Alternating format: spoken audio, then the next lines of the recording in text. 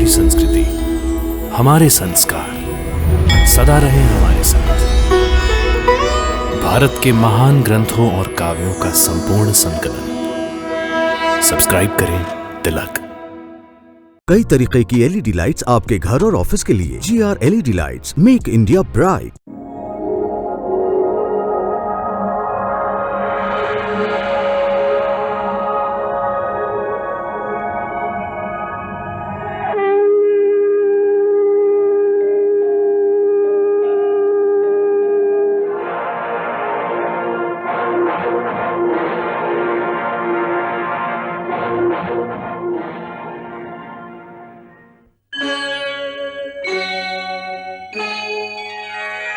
कृष्णा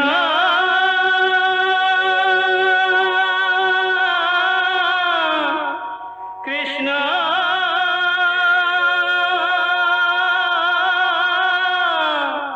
हरे कृष्णा हरे हरे।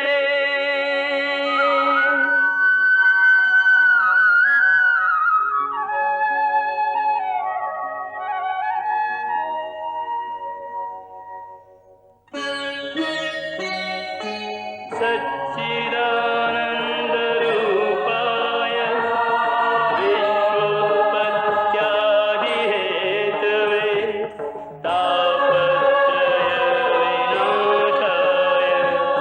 श्रीकृष्णाय वयं नमः।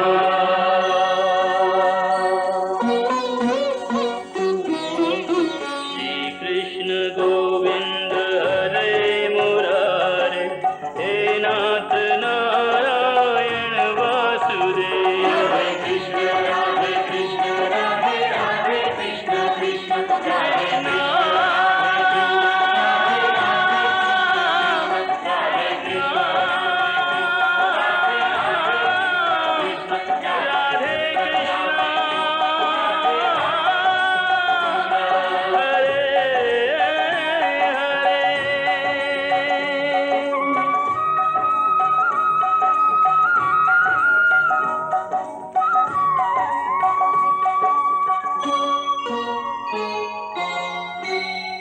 जय श्री कृष्ण।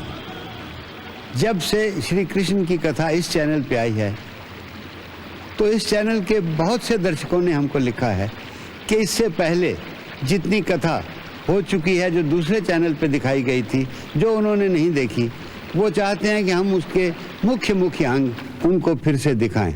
सो उनके लाभार्थ हम इसमें से एक हाइलाइट्स उनके जीवन की, उनके जीवन के प्रमुख प्रसंग आपको दिखाने जा रहे हैं। सर्वप्रथम हम उनके गोकुल वृंदावन के निवास काल की प्रमुख घटनाएं दिखाएंगे, जैसे उस कालिया नाग का मर्दन जिसने यमुना जी के पवित्र जल में विष फैला दिया था। उसके लिए एक दिन मित्रों के साथ गेंद खेलते खेलते जब गेंद यमुना में गिर गई तो उसी का बहाना बनाकर भगवान श्री कृष्ण नदी में कूद गए।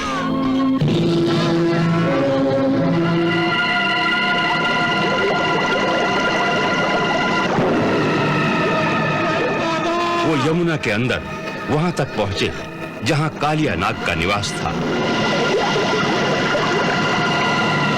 कालिया नाग की रानियां उन्हें देखकर चकित रह गई और कालिया नाग चौंक उठा। कौन है जिसने हमारे विश्राम में भंग डाला है? कौन है? कौन है? ये जीवित यहां तक कैसे पहुंच गया? इसे यहां कौन लाया है? कौन हो तुम? कृष्ण। कृष्ण? कौन कृष्ण? वह कृष्ण जो काल का भी काल है। वह कृष्ण जो तुम जैसे दुष्टों का विनाश करने के लिए धरती पर अवतीर्ण हुआ है। उदंड बालक, जब किसी प्राणी के सर पर काल मंडराता है तो उसकी बुद्धि भ्रष्ट कर देता है। देखो मृत्यु कैसे आती है।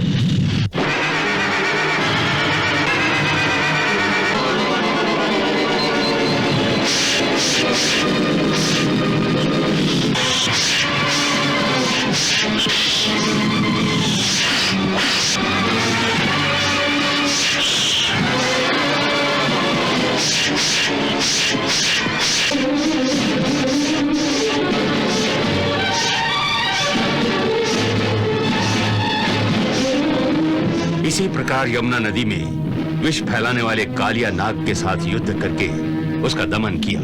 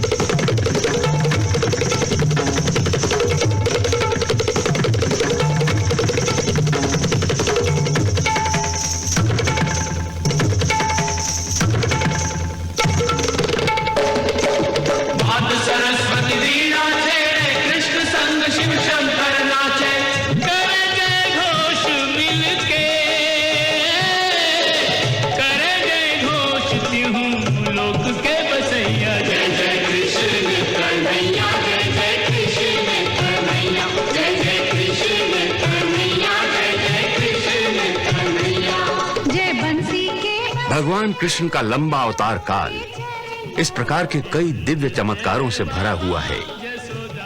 भगवान के कृष्ण अवतार की कथा बड़ी लंबी है, जिसमें उनके जन्म से पहले और जन्म के पश्चात भी बहुत सी नाटकीय घटनाएं अर्थात ड्रामेटिक इवेंट्स भरी हुई हैं। इस कथा का आरंभ वहां से होता है जब महाराज शूरसेन के पुत्र कुमार वसुदेव के साथ मथुरा के राजकुमार कंस की बहन देवकी का विवाह होता है।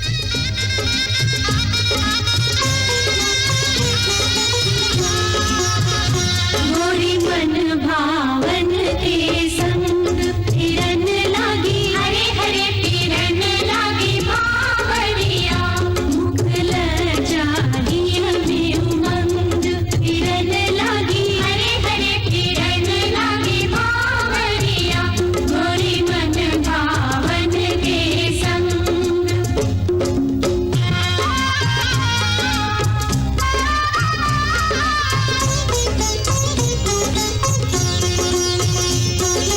गोरी मन भावन के संग।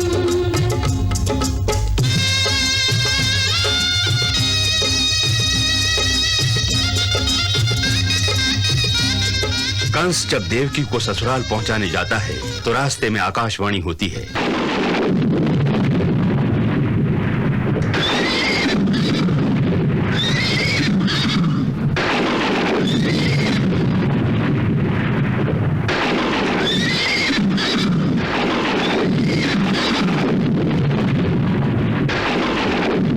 हे मूर्ख कंस,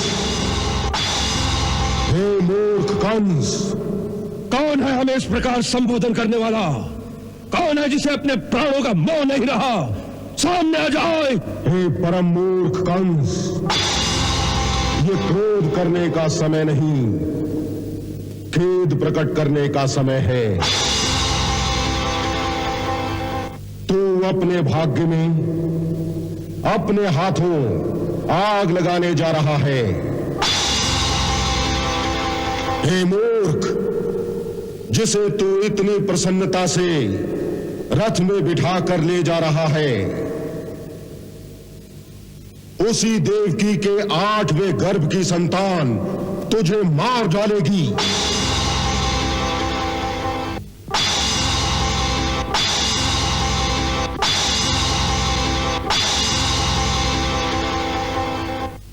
अस्यास्त्वामष्टमो गर्भो हंता या वस्य बुधः।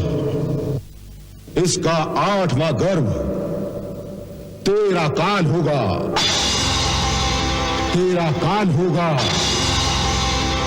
तुझे मार डालेगा। तेरा काल होगा, तुझे मार डालेगा। तेरा काल होगा।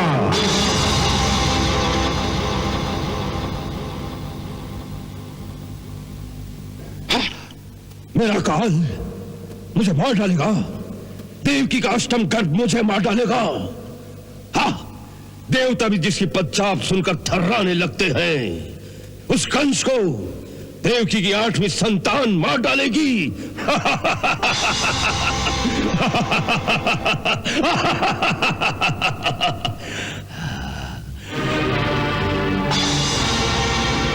मैं अपने मृत्यु के मूल कारण को ही ध्वस्त कर दूंगा।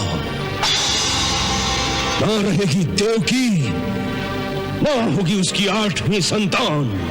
ये आकाशवाणी सुनते ही कंस क्रोधित होकर देवकी का वध करना चाहता है, परंतु वसुदेव ने देवकी के प्राण बचाने के लिए ये वचन दिया। ठीक है, देवकी से कोई आपको भय नहीं, भय है तो केवल इसकी संतान से। जैसा कि आकाशवाणी ने कहा, तो मैं आपको वचन देता हूं, देवकी को छोड़ दीजिए। मैं महाराज शूरसेन का पुत्र वसुदेव प्रतिज्ञा करता हूं कि देवकी की प्रत्येक संतान को जन्म लेते ही मैं स्वयं अपने हाथों से लाकर आपको सौंप दूंगा। फिर आप चाहें तो इसका नाश कर सकते हैं, मुझे कोई आपत्ति नहीं होगी। कंस ने दोनों को बंदी बनाकर कारागार में डाल दिया।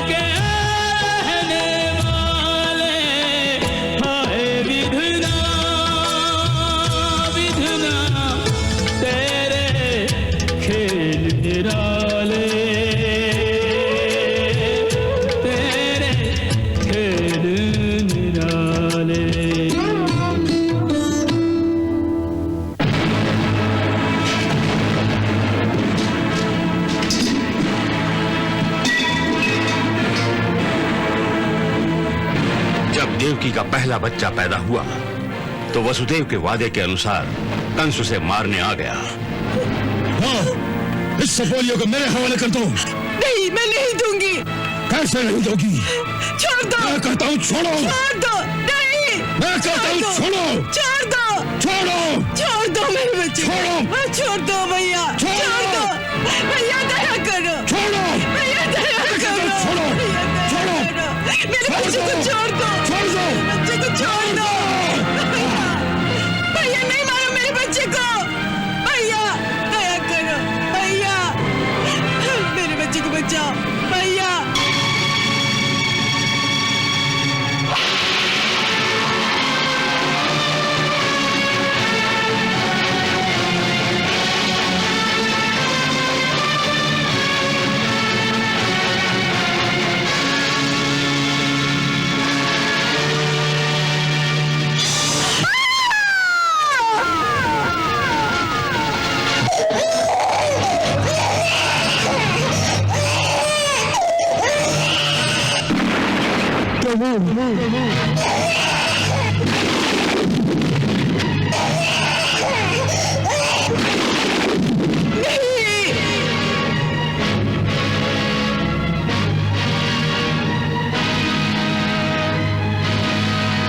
महाराज कंस की जय, महाराज कंस की जय, महाराज कंस की जय, महाराज कंस की जय, महाराज कंस की जय।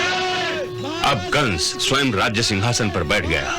आकाशवाणी ने कहा था कि 8वां बालक कंस का अंत करेगा, इसलिए सारी प्रजा को 8वें बालक की प्रतीक्षा थी। उन्हें विश्वास था कि भगवान उनके तारणहार के रूप में अवतार लेने वाले हैं। पता है, देवकी फिर गर्भवती हुई है। फिर तो अब तारणहार के आने की बारी है। हाँ, अब तो सबके दुख मिट गए। अब तो तारणहार आने वाला है। जानती हूँ, तारणहार आने वाला है। अच्छा, तारणहार, तारणहार, तारणहार। जो तारणहार का नाम ले, उसकी जीवा खींच लो। जो विष्णु की पूजा करता दिखाई दे, उसका मस्तक काट दो। उनको ये पाठ अच्छी तरह से पढ़ा देना कि मथुरा में एक ही भगवान है और वो है कंस, कंस और केवल कंस।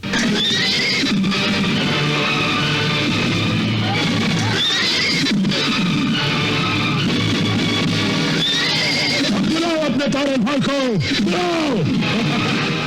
जब 8वें बालक के पैदा होने का समय निकट आने लगा तो कंस के अत्याचार बढ़ने लगे। मारो और मारो।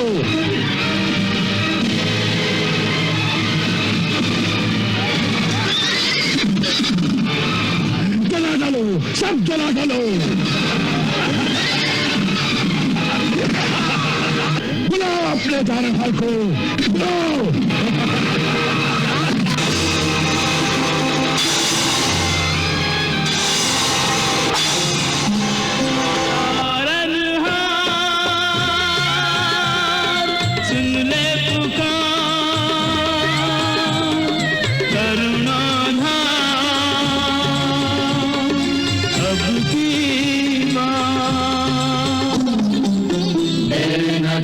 प्रभु देर न कर, आ भी जा अब देर न कर, हे दुख भंजन देर न कर, संकट मोचन देर न कर।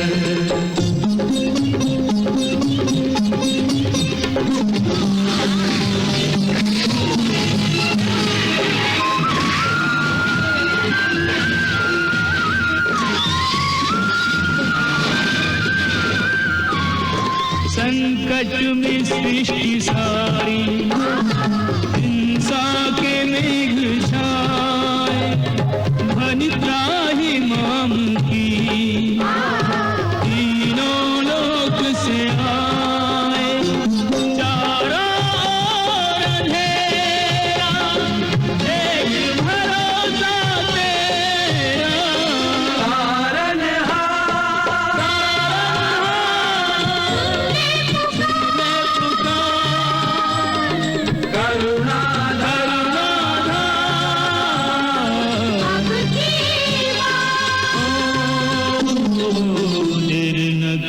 प्रभु देर न कर, आ भी जा अब देर न कर, ये दुख भंजन देर न कर, संकट मोचन देर न कर।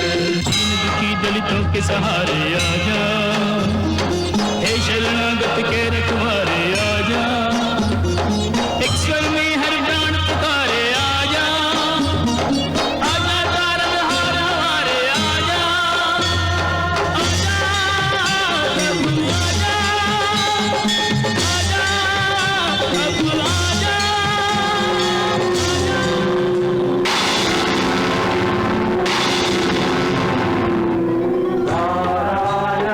नारायणाय नमो नमः।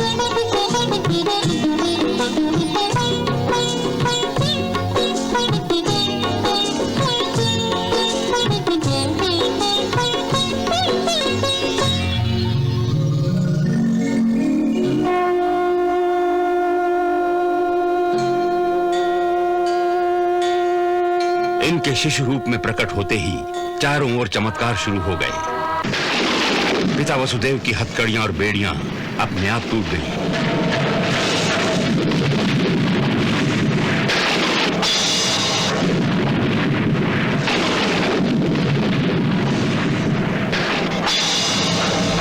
पहरा देने वाले सैनिक गहरी निद्रा में डूब गए।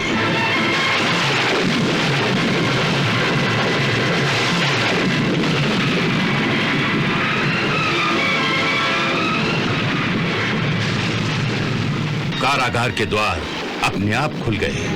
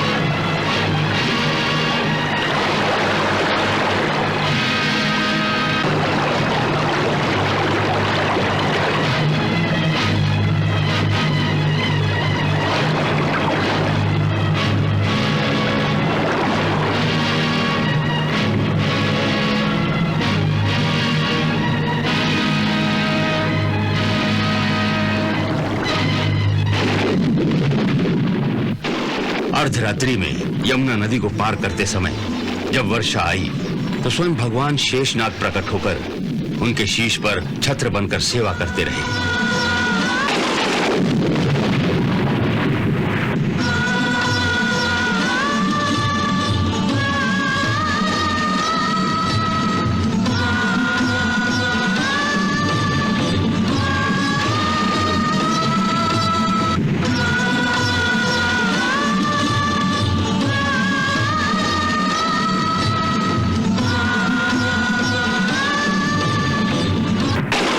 यमुना का बढ़ता हुआ पानी प्रभु के चरणों का स्पर्श पाते ही उतर गया। गद गद हो चरण पखारे, सुख से फूल न समाए। होने लगी शीतल शाम, पद पंकज शीश लगाए। होने लगी शीतल शाम, पद पंकज शीश लगाए।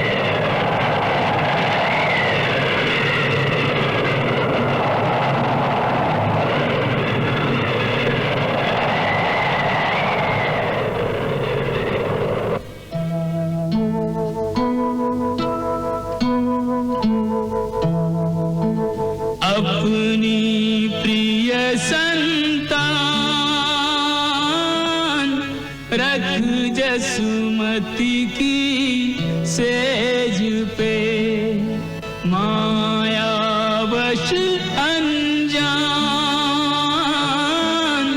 माया को संग ले चले।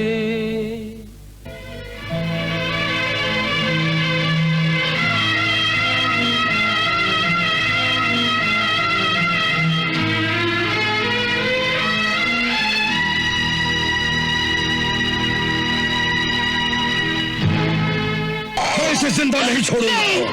छोड़ देवकी, ये मेरा दुश्मन है। छोड़। मैं तुम्हारी पाँव पड़ती भैया, चाहे तुम मेरी जान ले लो, इसे छोड़ दो भैया। मेरा भय तुझसे नहीं, तेरी संतान से है, और ये तेरी 8वीं संतान है। यही मेरी मृत्यु का कारण होगी।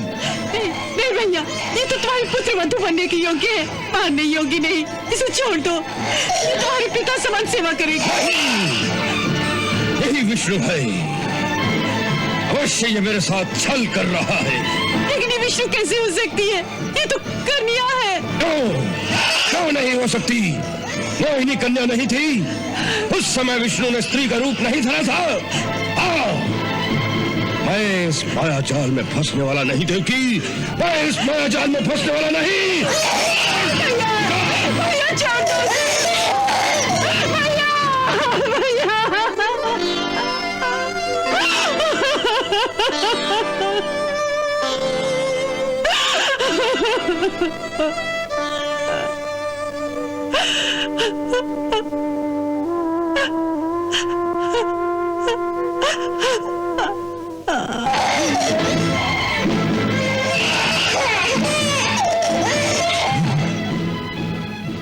बालक कृष्ण को सोती हुई यशोदा के बिस्तर पर छोड़कर वसुदेव जिस कन्या को वहां से उठा लाए, उसे जब कंस मारने लगा तो उस कन्या ने आकाश में श्री दुर्गा का रूप धारण कर लिया।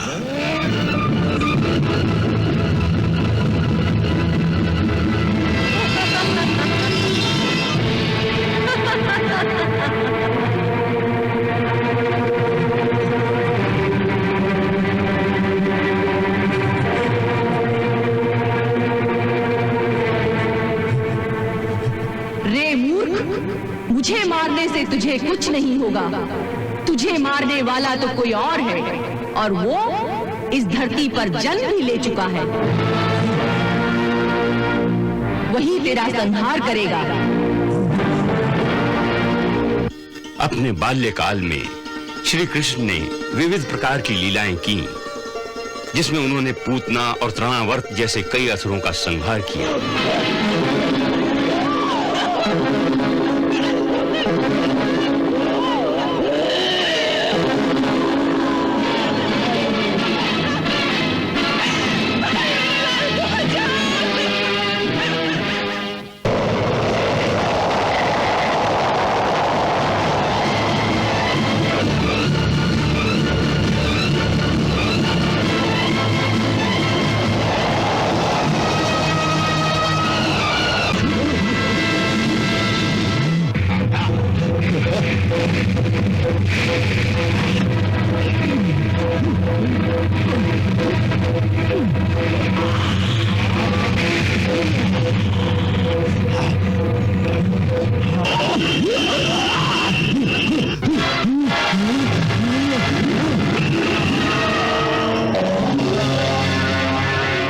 परंतु भक्तों को जो लीला सबसे अधिक रिझाती है, वो है उनकी माखन चोर की लीला।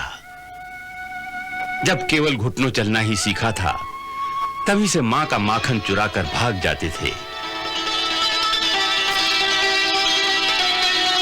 वो समझते थे कि किसी ने नहीं देखा, परंतु यशोदा माता अपने उस नन्हे से चोर की लीला देख देखकर आनंद विभोर होती रहती थी।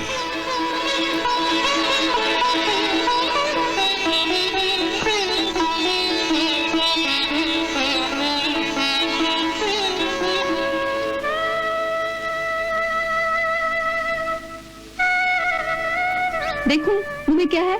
पहले मिट्टी नहीं खाई। मिट्टी नहीं खाई, झूठे। खोल मुंह। इसी बीच यशोदा मां के साथ वो सुंदर लीला की जिसके द्वारा उन्होंने अपने छोटे से मुंह के अंदर माता को सारा ब्रह्मांड दिखा दिया।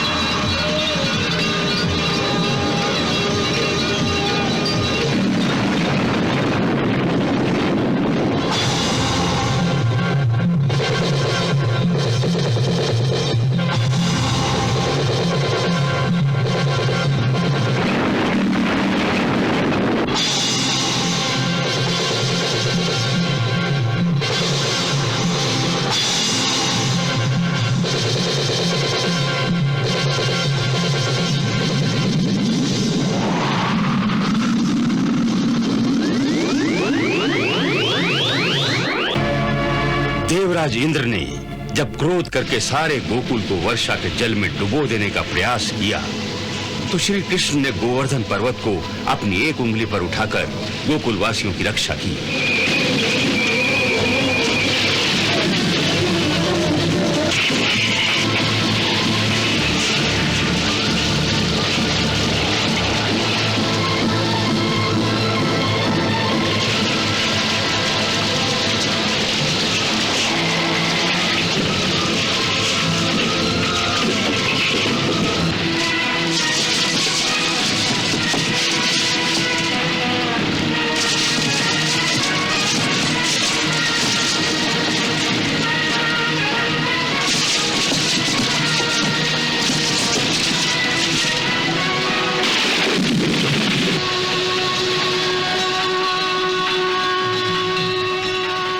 इसी लीला के कारण उनका एक नाम गिरधारी भी हो गया। हमारो कान्हा गोवर्धन गिरधारी, हमारो कान्हा गोवर्धन गिरधारी। फिर समय आया राधा कृष्ण की प्रेम लीला का। कुमार अवस्था में पहुंचते ही श्री राधा जी के सहयोग से उन्होंने प्रेम के उच्चतम आदर्श स्थापित किए। तू नहीं जानता तेरे लिए मुझे कितनी निंदा सहनी पड़ती है। देखो राधा, मुझे किसी निंदा का डर नहीं। मैं तो केवल प्रेम के वश में हूं और प्रेम को ही सर्वोपरि मानता हूं। इसलिए मुझे तो आना ही पड़ेगा। और मैं नहीं आऊंगी तो क्या करोगे? तो मैं तुम्हारे चरण चिन्हों को ही मुरली सुनाकर लौट जाऊंगा।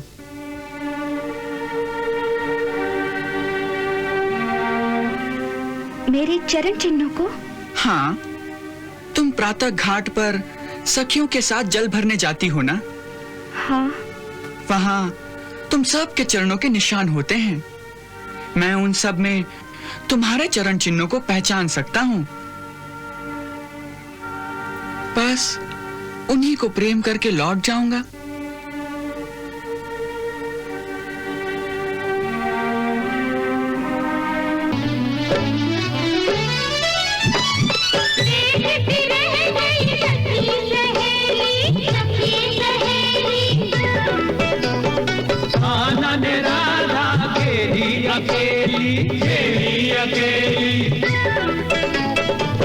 बोलो तुम पर का रंग डाले, राधे तुम पर का रंग डाले। तुम पहले ही रंग रंगीली,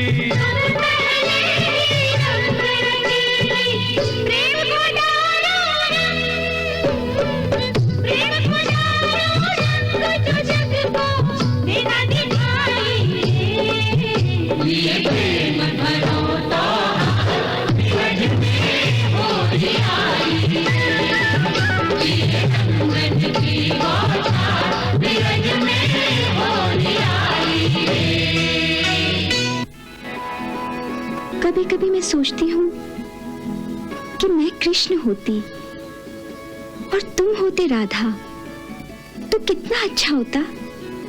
फिर क्या होता?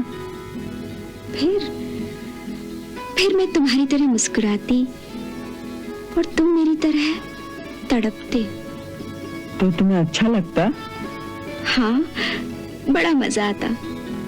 अच्छी बात है, तो मैं राधा बन जाता हूँ और तुम कृष्ण बन जाओ। अच्छा लो, अब तुम राधा बनो। हाँ।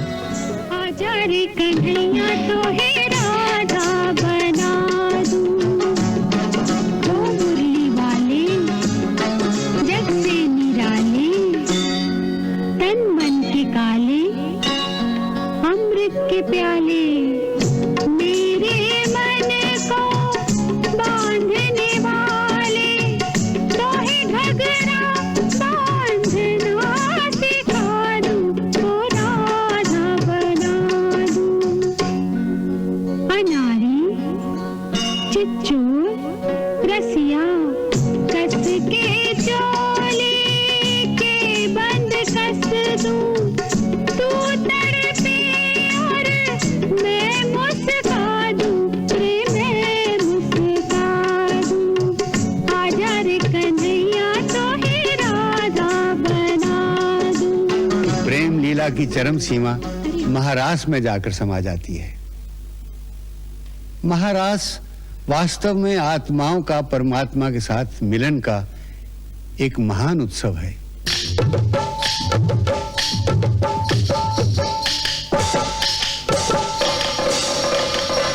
आधारे थोड़ा सा प्यार दे, चरणों में बैठा के तार दे। गोरी घूंघट उघार दे, प्रेम की भिक्षा झोली में डाल दे।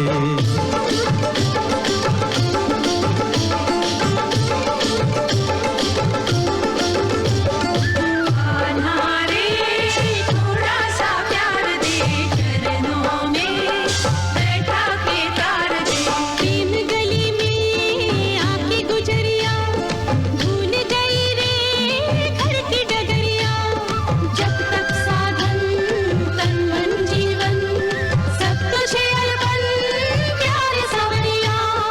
माया का तुमने रंग ऐसा डाला, बंधन में बंध गया बांधने वाला।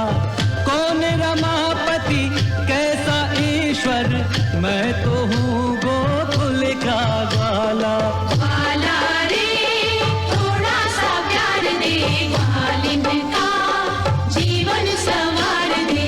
आत्मा परमात्मा के मिलन का मधुमास है, यही महारास है, यही महारास है, ओ त्रिभुवन का स्वामी भक्तों का दास है। यही महारास है, यही महारास है, कृष्ण कमल है, राधे सुवास है। यही महारास है, यही महारास है, ओ इसके अवलोकन की युग युग को प्यास है। यही महारास है, यही महारास है। जिस प्रकार हर आत्मा को उसकी अपनी कल्पना का अपना परमात्मा मिल जाता है, उसी प्रकार महारास में प्रत्येक गोपी को उसका अपना अपना कृष्ण मिल जाता है। यह मिलन महोत्सव ही प्रेम की पराकाष्ठा है। जैसे भक्ति की चरम सीमा पर पहुंचकर प्रेम की प्राप्ति होती है, वैसे ही प्रेम की चरम सीमा पर पहुंचकर इस मिलन महोत्सव का परमानंद प्राप्त होता है।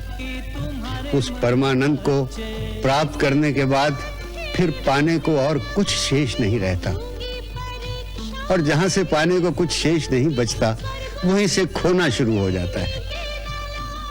जहां मिलन समाप्त होता है, वहीं से जुदाई और विरह शुरू हो जाते हैं।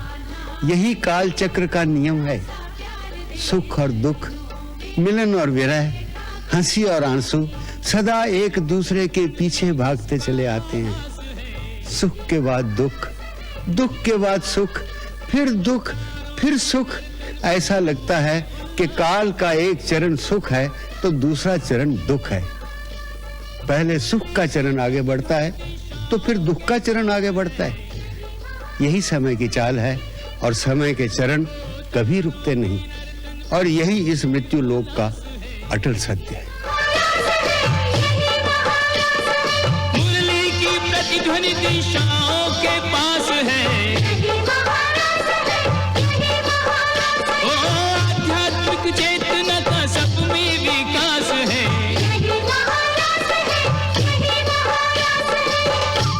इसी नियम के अनुसार जब महारास में प्रेमियों का मिलन आनंद की चरम सीमा तक पहुंच गया तो वहीं से उनकी जुदाई की घड़ी भी शुरू हो गई।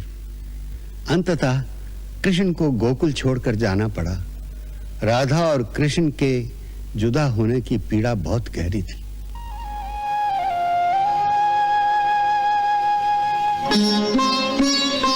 लो, मैं आ गई। कहो, क्या कहना है? कहना तो कुछ भी नहीं, बस आपसे जाने की आज्ञा लेने आया हूँ। आज्ञा लेने आए हो या मेरे प्राण लेने आए हो? राधे, प्राण तो हम दोनों के एक ही हैं, केवल शरीर दो हैं। ये बिछड़ना तो केवल दो शरीरों का है। परंतु बिछड़ने के बाद हमारी क्या दशा होगी, ये नहीं सोचते?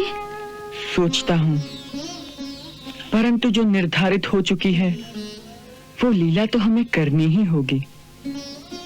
जिस कार्य को करने का भार उठाया है वो कर्तव्य तो हमें पूरा करना ही होगा। ये तो आप जानती हैं। हाँ, जानती हूँ कि आपको अपनी लीला, अपना कर्तव्य राधा से भी अधिक प्यारा है। परंतु आप ये नहीं जानते कि राधा को आपसे अधिक प्यारा और कुछ भी नहीं। उसके लिए और कुछ है भी तो नहीं। राधा के सारे कर्तव्य, सारे कार्य, उसकी सारी आशाएं, आकांक्षाएं, उसकी सारी पूजाएं, अर्चनाएं, ये सब कृष्ण के चरणों में ही अर्पित हैं। इन श्री चरणों को आप हमसे दूर ले जाएंगे तो जैसे यज्ञ के पश्चात यज्ञ कुंड में केवल जली हुई लकड़ियों की राख रह जाती है, उसी प्रकार आपके जाने के पश्चात वृंदावन में केवल राधा की भस्म ही रह जाएगी। जाने से पहले मुझे 2 वचन देके जाओ। कहो। पहला ये कि केवल स्वप्न में ही नहीं, बल्कि जब तक मैं इस धरती पर रहूं, मेरे हृदय में प्रतिक्षण आप ही का वास रहे।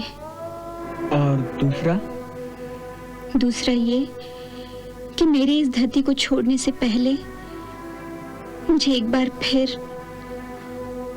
आपकी चरण धूलि प्राप्त हो।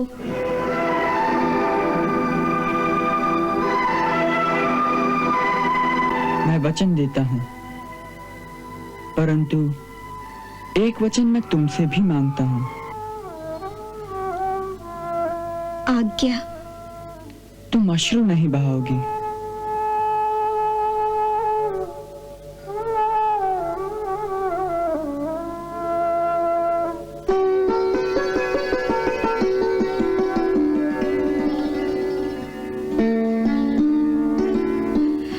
बहुत कठिन है।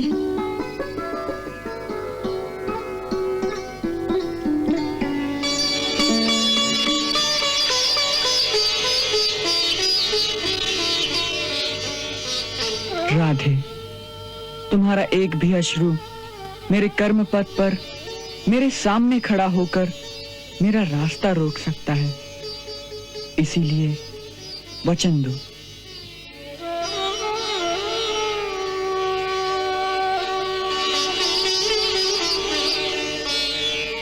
अब ये अश्रु नहीं बहेंगे, मैं वचन देती हूँ।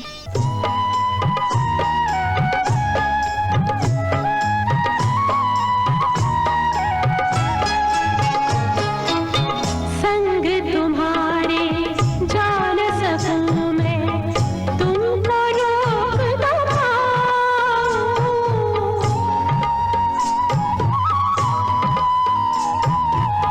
तुम तो चले